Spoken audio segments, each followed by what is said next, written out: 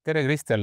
Tere! Sina oled ka infosüsteemi analüüsi kavandamise õppekava vilistlane ja sina oled tulnud samuti kooli täiesti teistsuguselt valdkonnalt, ei ole üldse infotehnoloogia taustaga.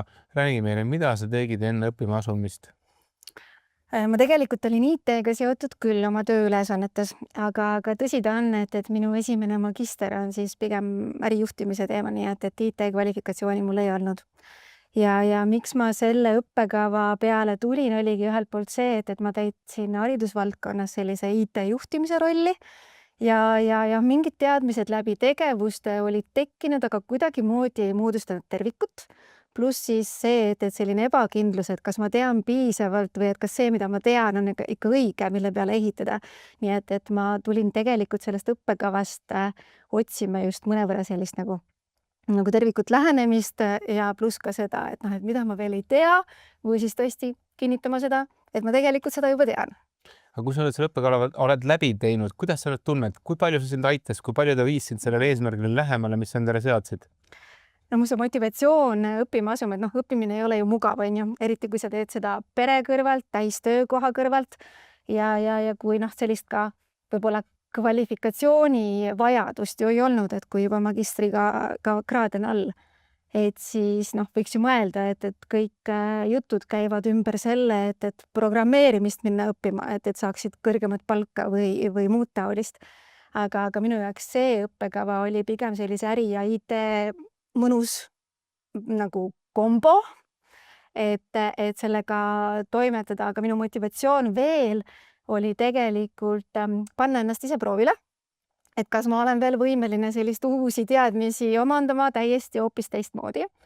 Ja mis oli selline nagu võib-olla ootamatu väärtus oli veel sellises uues ümberõppijana nüüd siis sellise uue hingamise saamine sotsiaalse kapitaliga, sest mingil hetkel sa ju oled kuskil ülikoolis, sul on teatud võrgustik ja siis sa lähed tööle, siis sa oled oma mullis selles samas teemas ja kastmes, kus sa kogu aeg toimetad.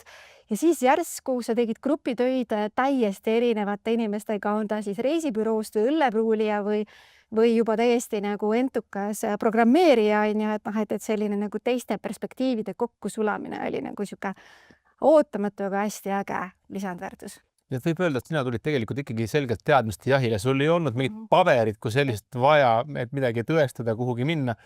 Räägime natuke nendest hirmudest. Sa ütlesid pere kõrvalt. Mida tähendab pere kõrvalt koolis käimine? Meie õpe oli õhtuti. Õhtuti tähendab seda, et sa lõpetad tööpäeva ära, loengud algavad pea kella 6, kestavad 9-ni, nädalavahetused tihtipeale lähevad mingisuguste rühmatööde nahka. Kuidas oli see võimalik? Ja selleks tegelikult veel osa sellest ajast oli ka ju COVID-i aeg, nii et seal oli omaette nagu väljakutsed, aga meie pere puhul oli küll täiesti kokkuleppe enne, kui ma nüüd siis kinnitasin selle õppekoha ära, me tegime kodus kokkuleppe. Et mina hakkan koolis käima, see tähendab seda, et lapsed aitavad selle tollega, et oleks nagu teada, et mind nendel õhtutel ei ole või et nüüd see on selline nagu perekondlik uus ülesanne ja see toimis.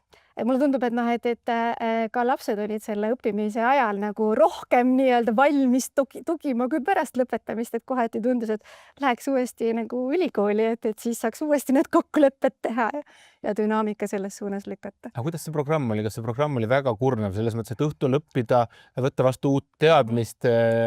See on ju päris mahukas, seda materjali tuleb palju, eksamid, sa pead nende jaoks õppima, rühmatööd, need on vaja kõik valmis toota. Sa oled päeval tööl ära kulutanud kõik oma energia, õhtul minna kooli, omandada uusi teadmisi. On see üldse reaalne ootus?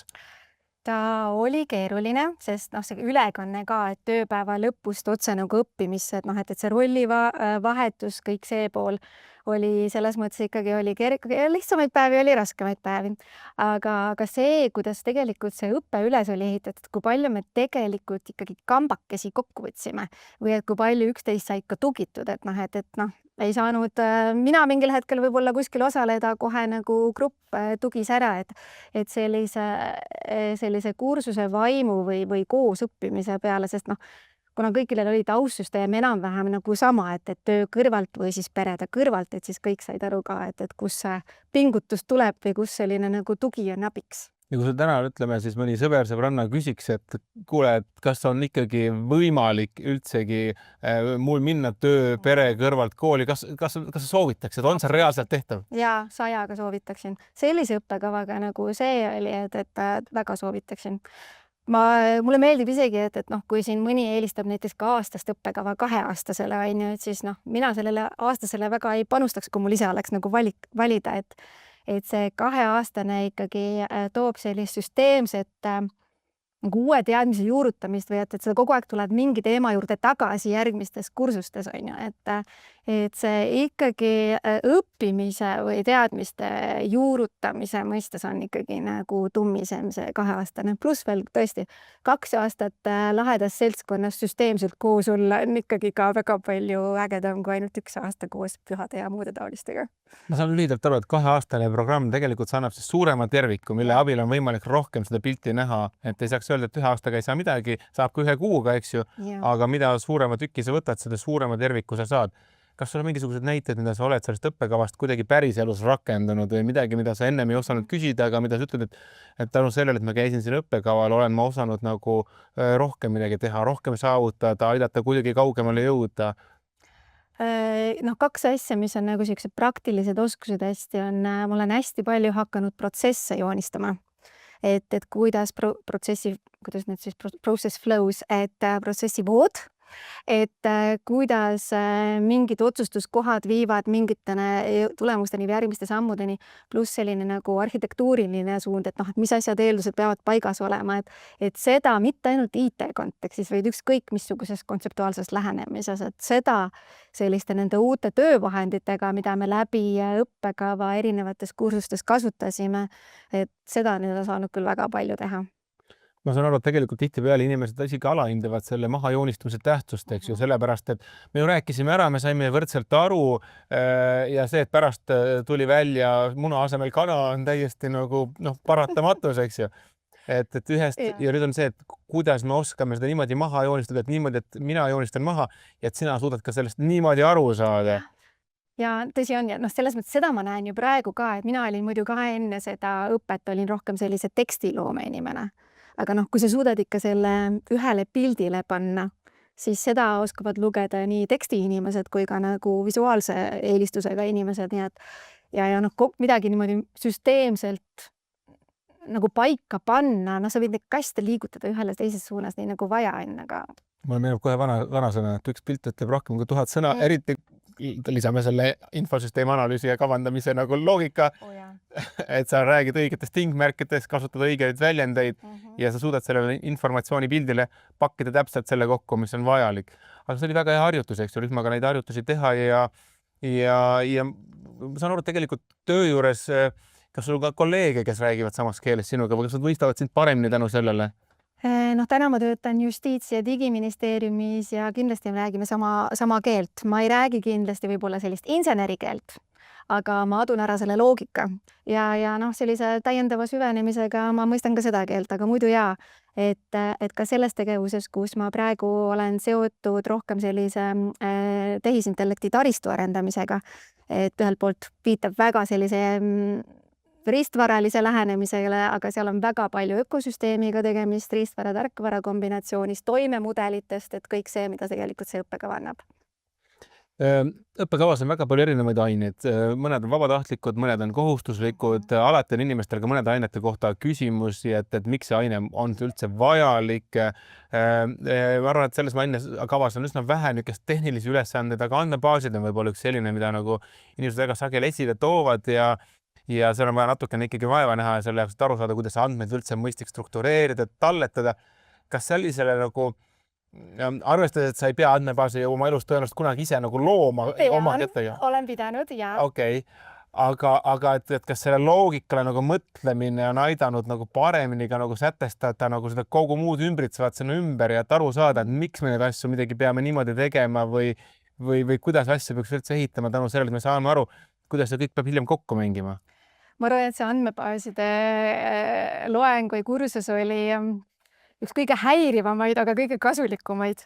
et see oli ikka väga tüütu, kui sa nagu selle tööga ebaõnnestusid ja sa pidid seda ikkagi ikka ja jälle uuesti tegema, et sa lõpuks nagu selle positiivse tulemi saaksid kätte. Aga ta õpetas nagu väga palju, et tõesti, ta oli hästi tüütu, aga see sai ikka väga selgeks ehk tänu respekt siin nagu õppejõule, kes seda jonni ajas ja meid ikkagi nagu sundis neid harjutusi ikka ja jälle ja uuesti tegema, et tudengeid ju üldjuhul see pea justkui sundima, onju. Aga ja see ja ka mõistmaks, et kuidas erinevate infosüsteemide all need andmebaasid toimivad või et millal seda üldse on vaja, et tegelikult see oli nagu väga vajalik. Isegi kasvõi ka uudiste jälgimisel praegu, et kui kuskilt saad aru, et midagi jälle kuskil häkiti või mis toimub või mis kaduma läks, et siis sa saad aru, et kui sügavale see võib minna. Mulle alati meeldib kasutada seda väljendit, et innovatsioon ikkagi tekib siis, kui me paneme mitme erineva valdkonna teadmised kokku, eks ju, ja sina, kes oled ka töötanud ikkagi väga mitmes erinevas valdkonnas ja väga kõrgel tasemel, kas sa näed, et selle õppekava on võimalik kuidagi niimoodi pöörata, või kasutada ära neid teadmisi siit, et selle abil tegelikult saavutada rohkem.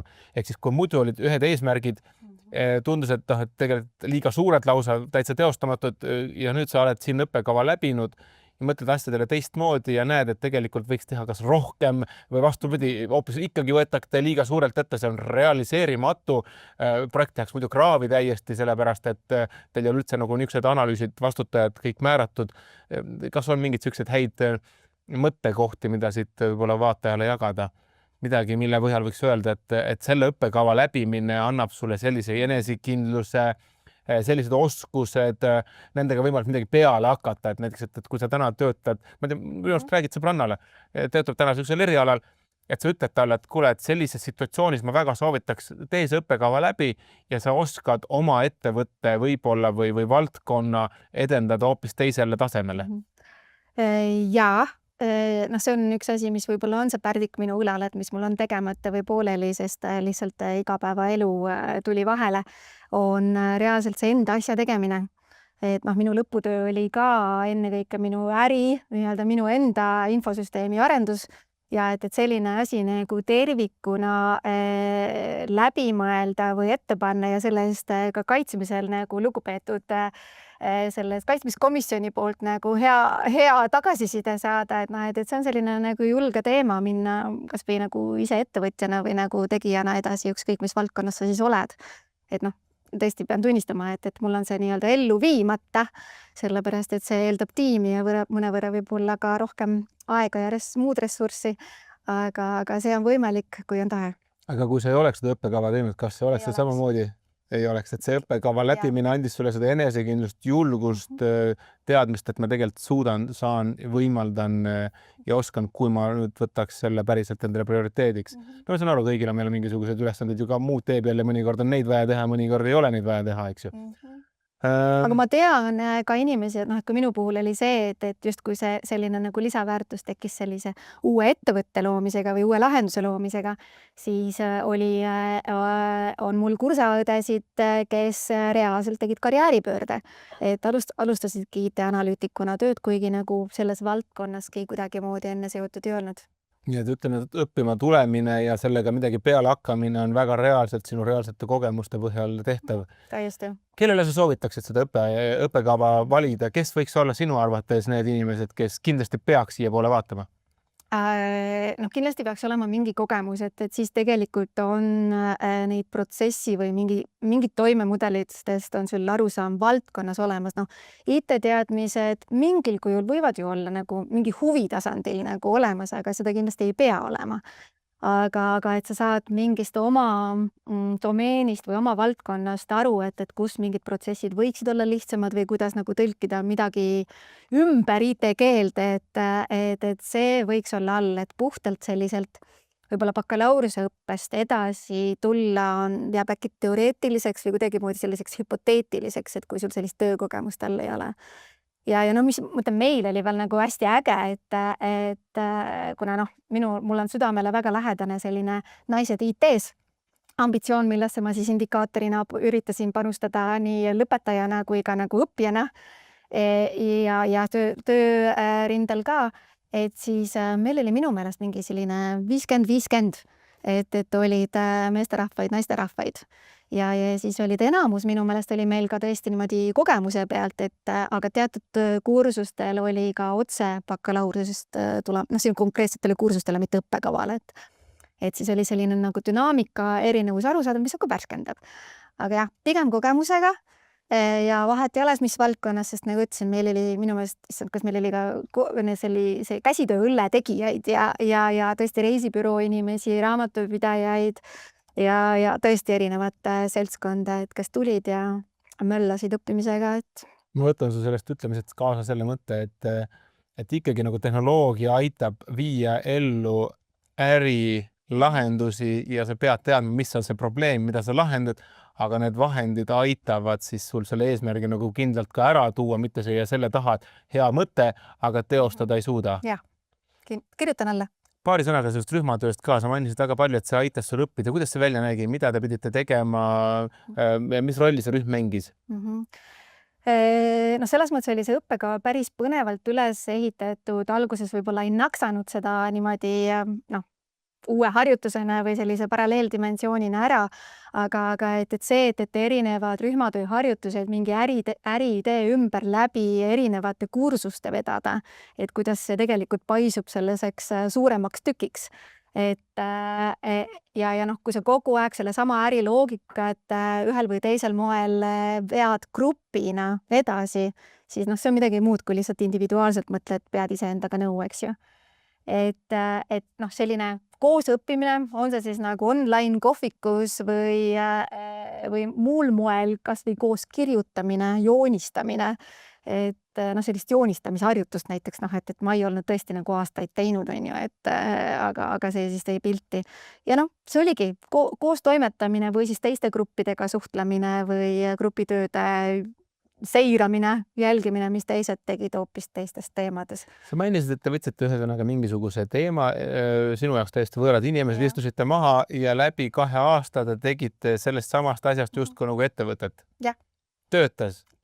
Ettevõtet ei tulnud, aga jah, nagu ma ütlesin, et seda tegelikult oleks võimalik täiesti niimoodi teha. Nagu see nägi välja nagu ettevõtte tegemine, selles mõttes, et tegid igas aines igasuguseid kaitsmisi, kaitsesid ära äriplaani, kaitsesid ära lahendused. Arhitektuuri, absoluutselt kõik, jaa. Et tegelikult on võimalik endaga suhteliselt kerge vaevaga samasuguse lainel olevad inimesed kokku võtta ja ei olnud niimoodi, et oleks teinud tööintervjuusid, lihtsalt sattusid kokku, tegite ära ja saavutasite kõik maksimaalsel tulemusel.